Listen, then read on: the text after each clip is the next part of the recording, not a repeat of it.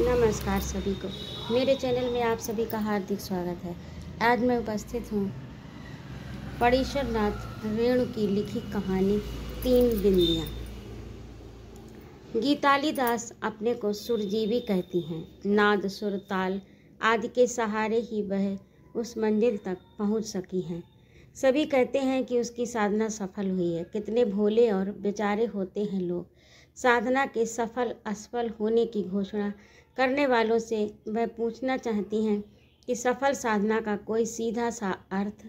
ये ठीक है कि अनेक असंगीतिक वातावरणों को गीताली ने अपने सुनहले सुर और सुगम गीतों से संगीतमय कर दिया है कि किसी भी संगीत समारोह या सांस्कृतिक प्रतिष्ठान के संयोजक आज भी गीताली के नाम पर गीत प्रेमियों को बटोर लेते हैं।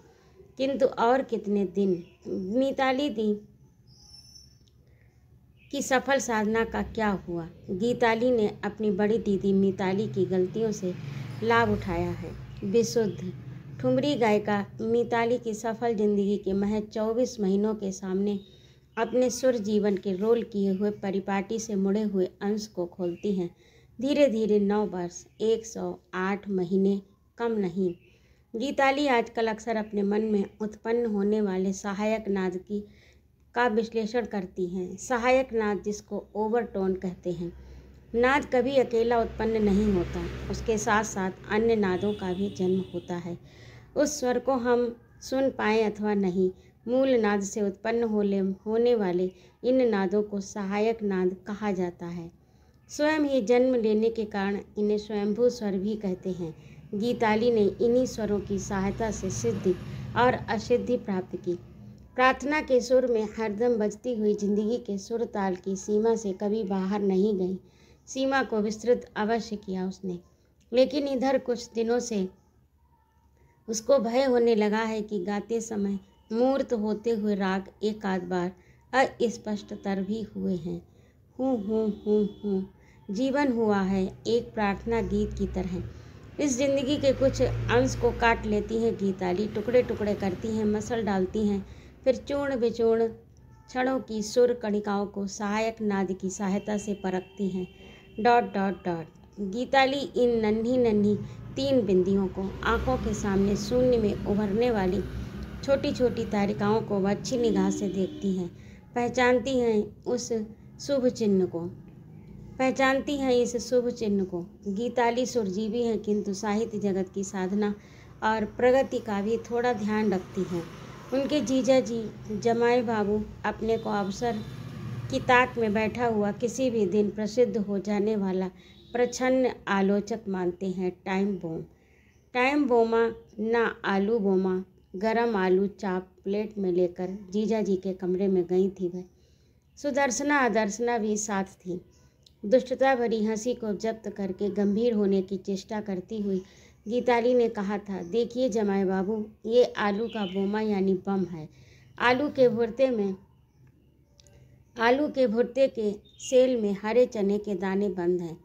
विशुद्ध घी से मार्जित इन अविस्फोटक बमों को फटने का नहीं, जुड़ाने का अवसर उपस्थित हो रहा है। अब तक ये भी आलू के रूप में ताक लगाकर बैठा था। शैतान सुदर्शना मुंह बनाकर बोली थी, ना आलू मत कहो। जमाई बाबू तो अवसर पाते ही टूटने वाले हिंस्र प्राणी हो सकते हैं। शिकार सामने आया कि हो। जमाई बाबू भी हंसे थे, किंतु दीदी बुरा मान गई थी। जो भी हो, जमाई बाबू की किताब खरीदने की विचित्र आदत से गीताली और उसकी सखियां सुदर्शना अदर्शना भी खूब लाभान्वित हुई थी। कथा साहित्य की अच्छी बुरी पोथियां पढ़ने को मिल जाती थी। आधुनिक कथा साहित्य में एक वर्ग डॉटवादियों का भी है। Dot dot dot. अब तक उठा नहीं है, किंतु प्रश्न किसी भी दिन उठ सकता है कि ऐसे डॉटमयी रचनाओं के रचयिताओं के दिमाग में सिर्फ डॉट ही डॉट तो नहीं, दिमाग की जगह मछली के असंख्य अंडों की थैली तो नहीं। साधारण पाठक अधिकांश ऐसी बिंदी बूटेदार रचनाओं को भली नज़र से नहीं देखते। सारी किताब में पृष्ठ और पंक्ति में यत्र तत्र सरसों के दाने की तरह बिखरी हुई बिंदियों के बाहुल्यों से पाठकों की आंखें किरकिराने लगती हैं। गीताली इन बिंदियों को अलग मुखर जगत की खिड़की समझती हैं। 3 गोल गोल कांच वाली, अंदर प्रकाश होता है। अलग मुखर जगत का व्यापार शुरू हुआ। तीन बिंदियों के सहारे अप्रासंगिक प्रसंगों और असंलग्न मुहूर्तों को रूपायित करने वाली, किसी अन्य जगत की हल्की छवि दिखाने वाले, प्याज के छिलके उतारने वाले ऐसे किसी शब्द शिल्पी से कभी भेंट हो तो गीताली कहेंगी, मानो या न मानो, हाँ ये सहायक नाद के चिन्ह। पूछेंगी, इस ओवरटोन या सहायक नादों की सृष्टि स्वयं ही नहीं होती क्या? मन की अनगिन खिड़कियों के झांकने वाले चेहरे खुद नहीं बोलते क्या? बात बोलेगी, मैं नहीं, राज खोलेगी बात ही। किसी शिल्पी का जवाब गीताली के मन बन में कौन पाखी रट रहा है। गीताली को हठात मिस्त्री हाराधन यंत्रकार की याद आई। कई मुखड़ों के उभरने और बिलाने के बाद डॉट डॉट डॉट फिर मिस्त्री हाराधन यंत्रकार का एक तैल चित्र लटक गया उसके मन की दीवार पर। ना जाने यंत्रकार जी कहाँ हैं। गीताली अपने दोनों हाथों को जोड़कर शून्य में एक नमस्कार करती हैं। जिंदगी के इर्द गिर्द झंकृत होने वाले सहायक डांटों से प्रथम साक्षात परिचय मिस्त्री हाराधन यंत्रकार ने करवा दिया था। मिस्त्री नहीं, गुरु मानती हैं हाराधन यंत्रकार को। यंत्रकार के मंत्र बल से ही गीत पागल हुई। जानती हैं खुकी सफल शिकारी होने के लिए आदमी को भी कभी किस्म के शिकारियों से दीक्षा लेनी होती है। शेर भालू के शिकारियों से लेकर व्याध लुप्तक और सपेरों की सी संगत करनी होती है। यंत्रकार कहो, मिस्त्री कहो या कारीगर, तुम मेरी नातिन की उम्र की हो। नाना की बात सुनोगी? यंत्र के सहारे की सहायक नादों की 5000 आंदोलन युक्त ध्वनियों की बारीकियों का उपभोग कर सकोगी? सदा ध्वनित होने वाले जाने अजाने सुर में तुम्हारे जीवन का प्रत्येक क्षण मुखरित हो उठेगा। अलख मुखर जगत में 10 वर्ष की पूर्व की बातें मुखरित हो रही हैं। सुर मंदिर के मैनेजर को कटु वचन को बाध्य हो गई थी गीताली। शहर की सबसे पुरानी और निर्भर योग्य बाजे की दुकान की यह हालत। एक ही सप्ताह में 3 बार तानपुरा ठीक करवा कर ले गई, फिर जैसे का तैसा। गीत के बीच में ही साथ छोड़ देता है। रोग क्या है ये बताने वाला कोई विशेषज्ञ नहीं आपके पास। ये बताने वाला कोई विशेषज्ञ नहीं आपके पास। तो सुर मंदिर कहूँ या असुर मंदिर? मैनेजर का मुंह बेजान माइक की तरह गोल खुला रहा। गीताली तानपुरा लेकर सुर मंदिरों की सीढ़ियों से उतर गई। फिर कभी न लौटने की प्रतिज्ञा करती हुई 1 2 3। ओ दीदी सुनेन सुनेन। कुछ दूर चलने के बाद पीछे से पुकार सुनकर गीताली मुड़ी। एक नाटा भूटा गोल मटोल लड़का लुढ़कता हुआ आ रहा था फुटपाथ पर। कौन है ये किमाकार छोकरा? लड़के ने निकट आकर नमस्कार किया। आप गीताली दीदी हैं ना? हैं। तानपुरा क्या सुर मंदिर में सभी भाजों का गला इसी तरह से घोटा जाता है। जब से मिस्त्री हाराधन यंत्रकार हुए सुर मंदिर को सलाम करके निकल गया। सभी असुर ही रह गए। आपने ठीक ही कहा था गीताली दी। गीताली ने देखा लड़का अकाल पर परिपक्व नहीं, किसी ग्रंथि विकार का शिकार है। बौना नहीं, नाटा और बगैर मूछों वाला घुघुलू। उसने अपना नाम बताया, घुघुलू। असम की ओर कहीं जन्म हुआ। मिस्त्री हाराधन यंत्रकार के साथ गत 15-20 वर्षों से है। कलकत्ते में 7-8 साल, 2-3 वर्ष इधर उधर, और यहाँ भी करीब 5-7 साल हुए। घुघुलू ने बताया, मिस्त्री हाराधन यंत्रकार अब किसी की दुकान में काम नहीं करता। अपनी गली से बाहर कहीं आता जाता नहीं। गली में क्या, अपने कमरे से बाहर निकलने की छुट्टी नहीं। घुघुलू ने कई नए पुराने यंत्रवादकों के नाम गिनाए जिन्हें ज़रूरत होती है। मिस्त्री हाराधन यंत्रकार को खोज कर पहुँचते हैं कलकत्ते से, लखनऊ से, काशी से। गीताली तुरंत राजी हो गई। घुघुलू ने रिक्शे वाले को आवाज़ दी, ऐ रिक्शा वाला, मोहल्ला दूध कूप चलेगा? मोहल्ला दूध कूप की एक गली में कुछ दूर जाने के बाद घुघुलू एक खपरेल के घर के पास रुका। बंद किवाड़ों के एक छेद से आंख लगाकर अंदर के वातावरण का अंदाज़ा लगा लिया। फिर साकल हिलाने लगा। अंदर से किसी असंतुष्ट आत्मा की खनखनाती हुई आवाज़ बंद किवाड़ के छेदों से सुनाई पड़ी। अंदर के व्यक्ति को बहुत से प्रश्नों के उत्तर देकर बहुत कुछ संतुष्ट किया घुघुलू ने। तब जाकर दरवाज़ा खुला। लगा अंदर के किसी व्यक्ति ने अपने कमरे में ही रस्सी खींचकर चटकनी खोल दी। घुघुलू अंदर गया। एक कर्कश खिड़की सुनाई पड़ी। फिर किसको जुटा लाए कहाँ से। गुगलू की दबी आवाज़ से स्पष्ट था, वह अनुनय के स्वर में कुछ कह रहा था। मास्टर ना चल वैन ना, उसके लिए किए किराए पर पानी फिर जाएगा। बाहर खड़ी गीताली को गुगलू की ये घिघियाहट अच्छी नहीं लगी, लेकिन बेसुरे बाजे को लेकर क्या रियाज कर सकेगी। वह चुप रही। एक बूढ़ी आत्मा और विकृत चेहरे वाले अधेड़ ने दरवाजे से झांक कर पूछा, क्या हुआ। सुर मंदिर वालों ने 13 ठो बजाए दिया है बाजा का, छोड़ जाओ 3 दिन बाद आना। वाह, इसका खोल तो खूब बहारदार है। यंत्र का यत्न भी लेती हैं क्या? यंत्र का यत्न भी लेती हैं या? गीताली चमत्कृत हुई थी हाराधन यंत्रकार की बातचीत सुनकर। सधे हुए स्वर में बेकार कोई झनक कर्कशता की सृष्टि कर रही थी। वह चुप ही रही। यंत्रकार ने थोड़ी देर तक गीताली की मुद्रा को पढ़ने की चेष्टा की, फिर कहा, क्या किंतु परंतु सोच रही हैं खुकी। यंत्रकार का सुर कोमल हुआ, 10 मिनट का काम नहीं बेसुरे को सुरवान बनाना। आओ अंदर आओ। हाराधन के कमरे में प्रवेश करके गीताली प्रसन्न हुई। दीवारों पर ग्रामोफोन रिकॉर्ड कंपनी द्वारा प्रचारित भारत प्रसिद्ध कलाविदों की तस्वीरें लटक रही थीं। एक आध प्रशंसा पत्र अथवा सर्टिफिकेट की तरह की चीज़ें फर्श पर विभिन्न वाद्य यंत्र बिखरे हुए थे। रेडियो पर वाद्य संगीत के कार्यक्रम में सरोदवादन हो रहा था। अकराम उदीयमान सरोदवादक अकराम स्वरचित गत अर्चना के बोल प्रस्तुत कर रहा था। रह रह कर सरोद के तारों से शंख और घंटा ध्वनि प्रतिध्वनित हो रही थी। हाराधन यंत्रकार ने अपने छोटे पुराने रेडियो सेट की ओर उंगली दिखाकर कहा, सुन रही हो? 7 साल हुए अकराम के इस सरोद को, अभी तक जस का तस है। यंत्र का यत्न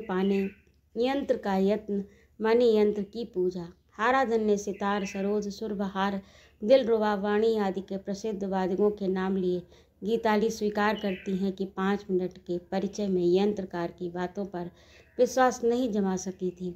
यंत्रकार ने भांप लिया। अपनी अटैची से कई नई पुरानी चिट्ठियां निकालकर गीताली के सामने रखते हुए कहा, लो पढ़ लो। कलकत्ता से भारत प्रसिद्ध स्वर्गीय सितार वादक उस्ताद कादिर हुसैन का आत्मीयता से भरपूर एक खत 5 साल पहले का। भाई हाराधन, तुम तो सचमुच हाराधन हो गए हमारे लिए। मेरे यंत्र को कुछ हो गया है, फिर जिस तिसके हाथ में देने का साहस नहीं करता। जानता हूँ तुम कलकत्ते नहीं आओगे, मैं ही आ रहा हूँ तुम्हारे पास। रेडियो पर तब योगेंद्र सूरी का वायलिन हेमंत के राग विस्तार की तैयारी कर रहा था। कौन कहता है कि साज बेजान होते हैं।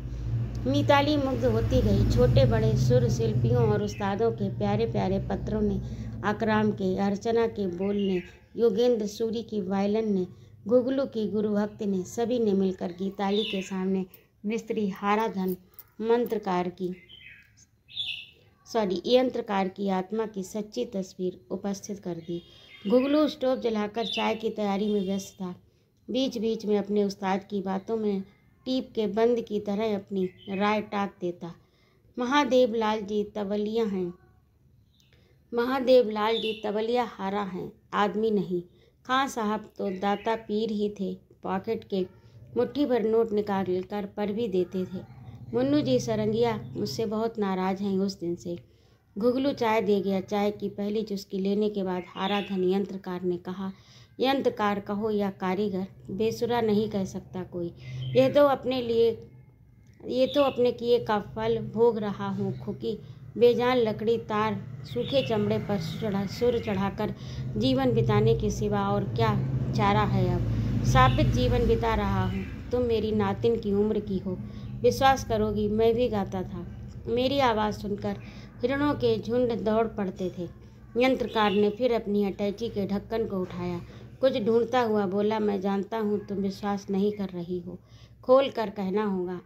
जीवजपुर स्टेट के राजा जीवत्स नारायण देव जी का नाम सुना है? शिकार के अनुभव पर एक मोटी और मशहूर किताब लिख गए हैं अंग्रेजी में। उसमें देखना पब्लिक लाइब्रेरी में है। वह किताब देखना पृष्ठ 12, 22, 40 और 55 में मेरा जिक्र है। ग्रुप तस्वीर में मुझे देखकर नहीं पहचान सकता कोई अब। राजा साहब शिकार के अलावा संगीत की भी चर्चा करते थे। उनकी शिकार पार्टी में जेफरी कर्डाइन 333 बोर राइफल के साथ सितार की भी आवश्यकता होती है। 3-4 बड़े उस्ताद, दर्जनों शिष्य उनकी ड्योढ़ी में पलते थे। मेरे गुरुजी पंडित शिव बालक झा उसी दरबार के गायक थे। गीताली ने अपनी घड़ी देखी। घुघलू इस बार एक गिलास में चाय बनाकर ले आया। बोला, इस कथा को सुनाते समय मेरे उस्ताद इस पिसल चाय पीते हैं। जेब से एक गंदा रूमाल निकालकर गिलास में लपेटते हुए यंत्रकार ने गीताली की ओर देखा। खुकी, तुमको देर हो जाएगी, फिर किसी दिन सुना दूंगा कि कैसे हिरणों के झुंड दौड़ते आए थे। गीताली हंसी थी। आधी कहानी सुनने से आधे सिर में दर्द होता है, सुनने से या सुनाने से, जो भी हो मैं निश्चिंत हूँ। सिर दर्द से डरे सिर वाले हम पेट वाले हैं। गीताली फिर हंसी। जब गीताली हंसती, यंत्रकार की दाहिनी कनपटी के पास ही चमड़ी नाचने लगती। झुर्रीदार विकृत चेहरे पर एक चमचमाहट आ जाती। तो सुनो। उस बार गुरु ने कृपा की दृष्टि हाराधन पर भी फेरी। शिकार पार्टी में साथ चलने का आदेश दिया। आज जंगल में मंगल मनाने की कितनी कहानियाँ सुनाए। हाराधन लिखने से एक मोटी किताब तैयार हो सकती है। राजा साहब असली शिकारी थे। नेपाल की तराई के मधुमारा जंगल में किरात सरदार ने चीतलों का शिकार करके दिखा दिया था।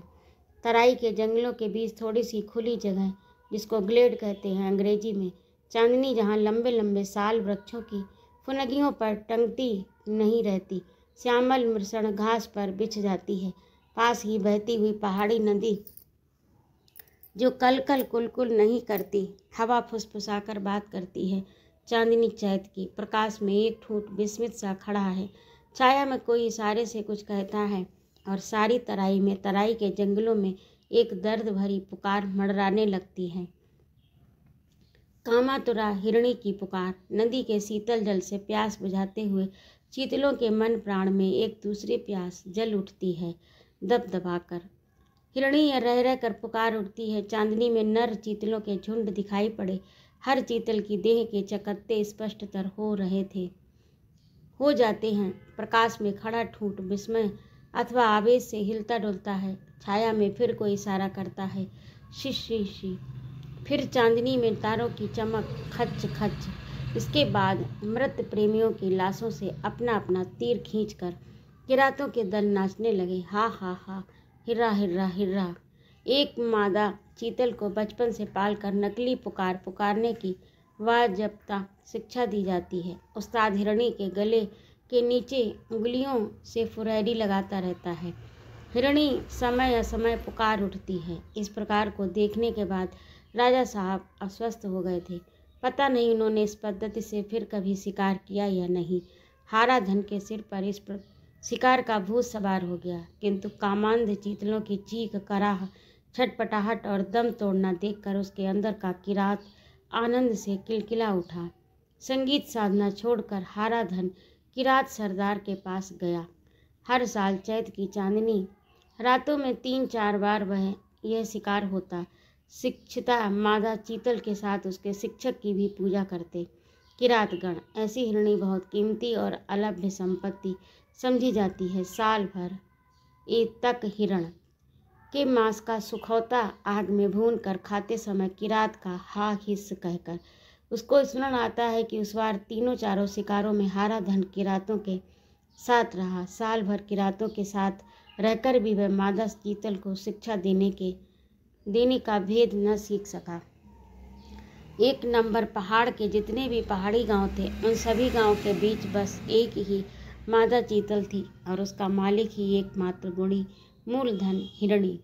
किंतु हाराधन ने इस मूलधन को सस्ता कर दिया। अपनी साधना से मादा चीतल की क्या आवश्यकता। हाराधन कामातुरा मादा चीतल की तरह पुकार सकता है। किरात सरदार ने परीक्षा के लिए शिकार का आयोजन किया।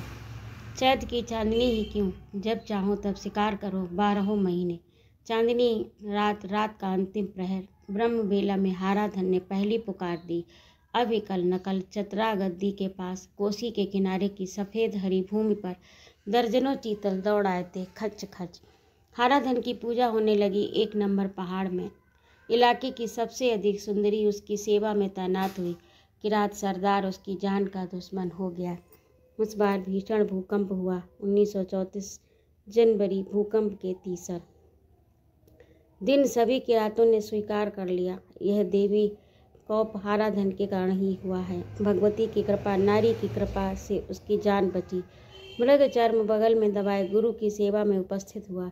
गुरु के सामने राजा साहब के बाग में अपने कंठ की कला प्रलुप्त करके एक नई विपदा की सृष्टि कर दी उसने। इस बार चीतल का शिकार देखकर राजा साहब किसी मानसिक रोग के शिकार हो गए। बहुत दिनों तक इलाज होने के बाद कुछ स्वस्थ हुए ही थे कि हाराधन की पुकार सुनाई पड़ी। राजा साहब फिर अस्वस्थ हो गए। पुराने शिकारी थे, आवाज़ सुनते ही चीख पड़े। वही मादा चीतल, छलनी हिरणी, डायन, spotted deer, Chitra express 500 rifle हाथ में लेकर शब्दभेदी निशाना लेकर फायर किया। हाराधन अपनी पुकार के सम पर ही आ रहा था। उसके गुरु पंडित शिव बालक के कलेजे में एक सॉफ्ट नोज्ड एक्सपेंडिंग बुलेट आकर घुस गया। हाराधन के गुरु शिष्य द्वारा समर्पित मृगचर्म पर बैठे थे। चीतल के चमड़े पर आज भी खून के दाग हैं। हाराधन भागा, जहाँ जाता ऐसी ही अघटक घटनाएं घटने लगी। कान पर हाथ रखकर हाराधन ने आंखें मूंद लीं। बोला, तभी से गले में एक कर्कश घातक खनक पैदा हो गई है। मैंने वाणी को कलंकित जो किया था, सुर बांधने का काम करने वाला, लेकिन गुगलू एक पुराना मृगचर्म ले आया अंदर से। यंत्रकार ने कहा, ये उस चंचल युवा नर चीतल की खाल है जो 4 तीर सीने पर खाकर भी मेरे पास पहुंच गया था। मेरे सामने इसने अपनी टांगें फेंक कर जान दी। गुरुजी इसी पर बैठे थे क्षण भर। हाराधन यंत्रकार ने मृगचर्म को उठाकर श्रद्धापूर्वक सिर छुआया, फिर गीताली के सामने रखकर बोला, उस स्वर्ण मृग का क्या नाम था? मारीच। और सीता जी को उस मृगचर्म पर बैठने की वासना या लालसा ही क्यों हुई? रामायण में कहीं लिखा हुआ है कोई साधना करने के लिए ही संभव था। हाराधन यंत्रकार ने नेपाल तराई की श्यामल वन्य भूमि, वहाँ की हरी भरी माया की डोरी से अपनी कथा को बांधते हुए कहा था, खुकी नातिन ही कहूँगा। अब नाना मानती हो तो अच्छा, कल भी आओगी? बहुत अच्छा। दूसरे दिन भी गई थी गीताली। यंत्रकार ने मिलते ही गीताली की हथेली देखने की इच्छा प्रकट की। गीताली ने अपने दोनों हाथों की तलहटी फैला दी। तुम्हारी दीदी मिताली जो कुछ नहीं कर सकी वह तुम्हारे द्वारा संभव होगा निश्चय। गीताली ने देखा यंत्रकार उसकी दीदी के संगीत जीवन की छोटी छोटी बातों के अलावा जीवन की छोटी बड़ी घटनाओं से भी वाकिफ है। यंत्रकार ने कहा था, नातिन बुरा मत मानना, तुम्हारी दीदी ने उस टमाटर जैसे आदमी से ब्याह करके सब कुछ नष्ट कर दिया। ऐसे खटमल को देखा है जो खून चूस कर लाल गोल बूंद जैसा हो जाता है। खटमल ही है वह व्यक्ति। तुम्हारी दीदी का सब कुछ चूस लिया। क्या साहित्यिक है वह, क्या बला है। बातचीत के बीच में कभी कभी यंत्रकार ऐसे ही उखड़ी बातें करने लगते। अपने जमाए बाबू की टमाटर और खटमल से तुलना सुनकर उसे जरा भी दुख नहीं हुआ। उसने सहमति में अपनी गर्दन हिलाई। ठीक कहते हैं आप, बला ही हैं। दीदी भोग रही हैं, तिल तिल कर मर रही हैं। संगीत जगत से दिलचस्पी रखने वाले लोग असमय में ही विलुप्त हुई मिताली की प्रतिभा के लिए विभिन्न जनों को दोषी मानते हैं। कोई उनके गुरु का दोष बताता है, कोई उनके अकाल मातृत्व की दुहाई देता है, किंतु मिताली के पति की ओर कोई उंगली तक नहीं उठाता। जबकि दीदी की जिंदगी में घुन इसी व्यक्ति ने लगाया। शुचिवाय, पवित्रता का वहम, जमाए बाबू को विशुद्ध बोलने का मुद्रा दोष है। अशुद्ध, विशुद्ध, संकुचित मुख मुद्राएं दीदी अब बाथरूम में ही गाती हैं। हाथ की उंगलियों की और तलहटी की चमड़ी हमेशा पानी में रहने के कारण सिकुड़ी रहती है। दिन भर कपड़े धोती हैं। गुगलू भी पहचानता है मिताली दी को। बात में फोड़न देते हुए बोला, जिस आसर महापिंगल में मिताली दी का प्रोग्राम होता उसमें एक आध बार लाठी जरूर चलती भीड़ पर। क्या हो गया? होगा क्या?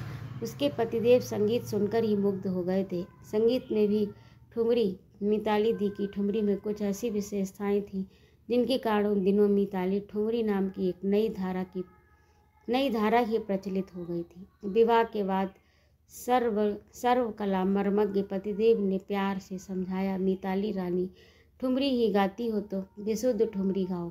पतिदेव की इच्छा। फिर क्या दीदी धीरे धीरे एक राग विशेष के आश्रम में रियाज करने लगी। लखनऊ बनारस की ठुमरी बिना किसी मिलावट के सुनाने लगी। गुरुजी ने विरोध किया। उन्होंने मिताली दी के पति को समझाने की चेष्टा की। ठुमरी को आंचलिक संगीत के प्रभाव ने ही अब तक पुष्ट किया है, ख्याल की अनुगामिनी मात्र नहीं है। देहाती सुर से समन्वित ठुमरी उस्ताद बड़े बड़े उस्ताद, बड़ी बड़ी बोलियां मत सुनाइए पंडित जी, मैं ठुमरी का इतिहास जानता हूँ। सवाल है विशुद्धता का। ठुमरी के नाम पर वर्ण संकर चीज़ें सिखाने वालों को मैं संगीतज्ञ नहीं मानता। मिताली दी खड़ी गुरु की फजीयत देखती रही, कुछ बोली नहीं। अब तक मिताली दी अपनी काप खम्माज की ठुमरी में कभी कीर्तन, कभी भटियाली और कभी पूर्वी का स्पर्श लगा देती थी। उनकी प्रसिद्धि का एकमात्र रहस्य यही था। मूल राग से आँख मिचौली खेलती हुई छोटी छोटी आंचलिक रागिनियाँ अजाने ही श्रोताओं को मोह लेती। मिताली दी ने निर्दयतापूर्वक उनका परित्याग किया। क्या सुबह सुबह बाजूबंद खुली खुली जाए। मिताली रानी, बंद करो भगवान के लिए। ठुमरी बहुरूपी जिस वैसे हाल में उनकी प्रतिभा का उदय हुआ था, उसी मंच पर अस्त भी हुआ। गीताली कैसे भूल सकती हैं उस रात को। उस दिन मिताली का घर मातम छाया हुआ था। गुरुजी फूट फूट कर रो पड़े। शरद का उत्सव संगीत समारोह में मिताली दी आलाप के अंग को पूरा भी नहीं कर पाई कि हाल में कुत्ते बिल्ली की बोलियां प्रतिध्वनित होने लगी। तरह तरह की फबतियां, मैटरनिटी सेंटर में भेजो, कंडेम्ड माल बंडल। 3 दिन के भूखे प्यासे हारे गुरुजी के सामने गीताली ने प्रतिज्ञा की थी। उसी दिन गीत व्रत लिया था। गीताली ने सरल सुगम सहज संगीत को स्वतंत्र मर्यादा दिलाएगी। मिताली दी की परित्यक्ता रागिनियों को उदारतापूर्वक आश्रय दिया उसने। रेडियो से समाचार प्रसारित होने लगा। गीताली को समय का ज्ञान हुआ। वह चुपचाप बैठकर यंत्रकार को काम करते देख रही थी। यंत्रकार आंख मूंद कर बैठ गया। समाचार सुनते समय वह इसी तरह आसन लगाकर बैठता। विशाल विश्व यंत्र को स्पर्श करने का सुख अनुभव करता हूँ। समाचार सुनते समय समझी न थी। इसके बाद घुगलू ने रेडियो बंद कर दिया। गीताली के तानपुरे को गोद में लेकर यंत्रकार ने कहा, देखती है इसमें सिर्फ 4 ही तार हैं और इन्हीं 4 तारों से 7 स्वर उत्पन्न होते हैं। तुम्हारी सहायक नाद की उपेक्षा की, तुम ऐसा न करना। सौभाग्य से यंत्र तुम्हारा उत्तम है। इसके बाद यंत्रकार गीताली के तानेपुरे से उलझ गया। 5 स्वर में बंधे हुए तार से ध नी रे सहायक नाद के रूप में झंकृत होगा। सा रे गा मा क्यों। और इसी के साथ तुम अखिल भारतीय सुर संगम समारोह में भाग लेने जा रही थी। राधे राधे। गीताली को राधे श्याम की याद आई। राधे गिटारिस्ट, जो प्रतिभा विकसित होने से पहले ही शेष हो जाए, उसके लिए किसको दुख नहीं होगा। पंचरंगा जैकेट और तलवार मूछें।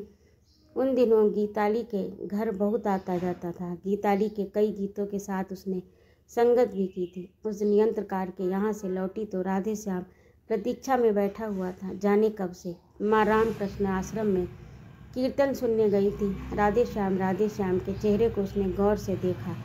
यंत्रकार के कथनानुसार हर कलाकार के मुखमंडल के इर्द गिर्द सुर लहरी कांपती रहती है। सिम्फनी कंसर्ट के कंडक्टर मिस्टर रैंकिंग को पहली बार देखते ही हाराधन यंत्रकार ने उसके चेहरे के आसपास लहराती हुई स्वर लहरी को देखा।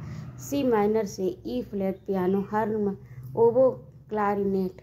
राधे श्याम के मुखमंडल के पास सुर लहरियाँ लहरा रही थी। वह पीकर धुत था। गीताली की चुप्पी का गलत अर्थ लगाकर उसने लड़खड़ाती हुई आवाज़ में कहा, डार्ली गीताली माई गिटार। अकराम के अर्चना के बोल, शंख घंटा ध्वनि, धूप गंध, राधे श्याम की गिटपिटाई बोली, शराब की गंध। गीताली के सबसे छोटे भाई की उम्र का ये राधे श्याम, इतनी हिम्मत इसकी। गीताली चुपचाप अंदर चली गई। राधे श्याम से पीछा छुड़ाया तो जमाई बाबू के एक मित्र का आविर्भाव हुआ। गीतकार थे, जीजा जी के शिष्य थे। उन्होंने गीताली की जिंदगी के सभी गीतों का ठेका लेने की बात चलाई। कहो तो दिन में 5 मधुर गीतों की रचना करके दिखा दूं। तुम गीत की पंक्ति पंक्ति में 3 बिंदियों से बिखरी हो। सजनी ई सजनी तुम, राधे श्याम एक आध फिल्मी धुन को लेकर जी रहा था। जमाई बाबू के गीतकार शिष्य को कोई सजनी मिल गई होगी। अकेली गीताली गीत गूंजती, सुर देती गाती 10 वर्ष से गा रही हैं। यंत्रकार ने एक और बात बताई थी, गंध, गीतों से गंध का परिवेशन कर सको, ऐसी साधना करो। तीसरे दिन यंत्रकार का मूड बदला। घुघलू बाहर था। गीताली चुपचाप कमरे के कोने में बैठ गई। अखिल भारतीय सुर संगम समारोह की अंतिम तिथियों की घोषणा हो चुकी। गीताली ने यंत्रकार से कहा, नाना आशीर्वाद दीजिए, निमंत्रण मिला है। घुघलू एक दोने में घुगनी और कचरी ले आया।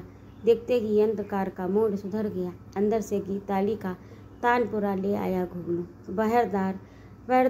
बहारदार खोल से निकाल कर गीताली की ओर बढ़ा दिया यंत्रकार ने।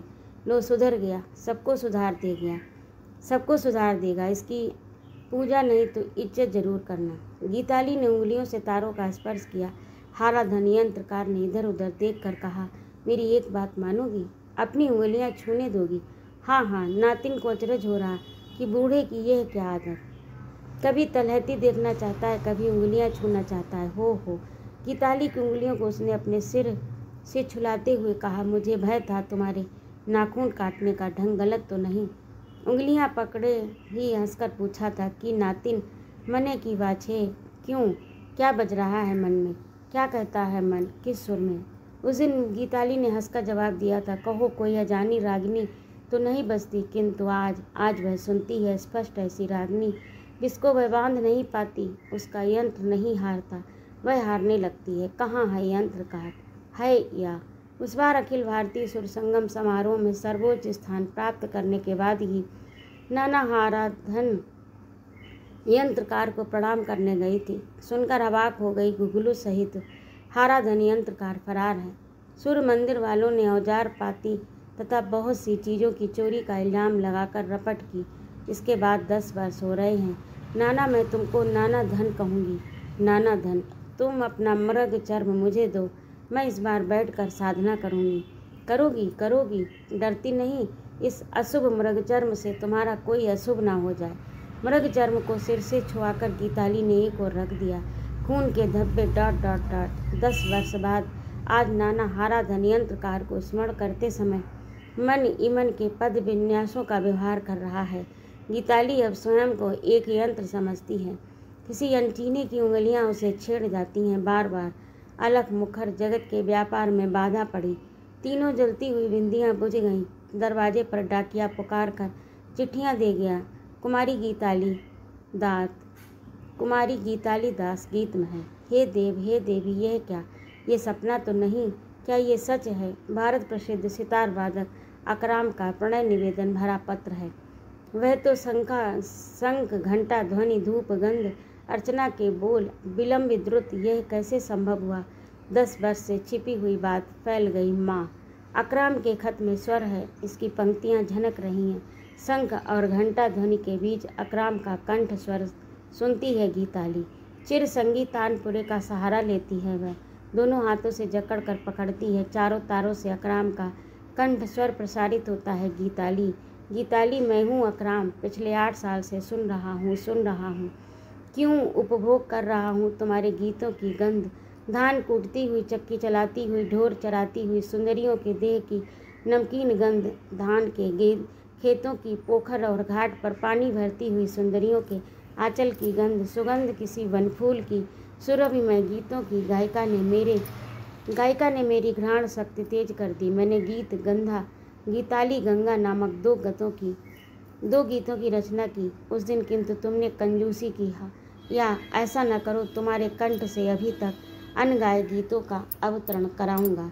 गीत गंध, मैं अपना सौभाग्य समझूंगा तुम्हारा साथ। और ये दूसरी चिट्ठी भी बोलती है, खनक वाली आवाज़, खोए नाना धन हाराधन, ओ वो नातिन से प्रसन्न हुए, आंखें खोलो। पिछले सप्ताह तुमको सुनने के बाद ही मेरे घर दौड़ा आया था मास्टर। तुम्हारी नातिन का दिल छोटा हो रहा है या दिल चुरा रही है, लेकिन तुम्हारी चीज़ की गर्मी उसकी रगों में उतरी हुई है। बड़बड़ाने लगा। आज तुम्हारी नातिन कचनार के पेड़ के नीचे घड़ा भर मधु लेकर बैठी थी। गीत की किताब भी थी, किंतु बोल गया क्रंतन ये छटपटा रहा है नातिन, क्यों मन में क्या बज रहा है? बाहर बसंत। स्वयंभू नाद की कृपा है सब जाति विचार। स्वयंभू नाद की कृपा है सब जाति विचार। शिल्पी की जात ग्राम जातिवादी संवादी आदि राग को परखने के लिए समय। तीसरा खत गूंगा है। पिछले 3 साल से शुभ अवसरों पर कलापूर्ण कार्ड आंक कर भेज रहा है कलाकार। रामकृष्ण आश्रम के वार्षिकोत्सव में मंडप और वेदी आदि की रचना करके मनहर राय ने सभी का मन मोह लिया था। गीताली वेदी के पास घंटों चुपचाप खड़ी रह गई थी। क्षमा करना मनहर, गीताली चिर ऋणी रहेगी तुम्हारी। तुम चाहते तो गीताली अपना सारा रंग लुटा सकती थी। तुम्हारे उन क्षणों का दुरुपयोग नहीं किया।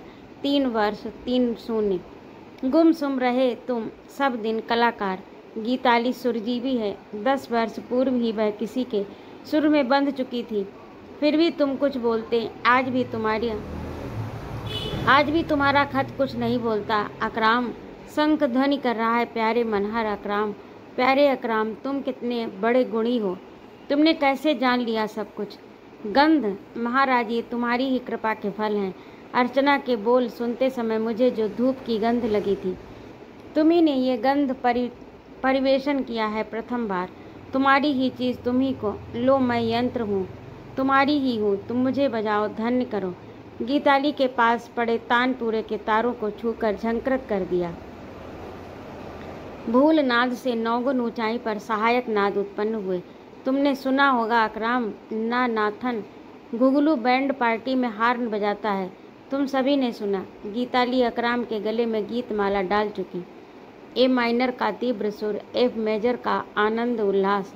गीताली ने परमहंस देव को नमस्कार किया। परमहंस देव के कथामृत से ध्वनि निकली, मानुषेर मन जेन सरसेल पुटली। आदमी का मन मानो सरसों की पोटली। गीताली की आंखों से आंसू झर पड़े। कंठ से एक अजानी रागनी फूट कर निकल पड़ी। अलख मुकर जगत में अकराम की पग ध्वनि सुन रही है मिताली। तो अभी आप सुन रहे थे फणीश्वर नाथ रेणु की लिखी कहानी 3 बिंदियाँ। आपको कैसी लगी कमेंट करके अवश्य बताइएगा। यदि आपको मेरा कहानी सुनाना अच्छा लगता हो तो कृपया मेरे चैनल को सब्सक्राइब अवश्य करें, लाइक और कमेंट करें तथा अपने मित्रों में शेयर भी करें। सुनने के लिए बहुत बहुत धन्यवाद। जय माँ भारती।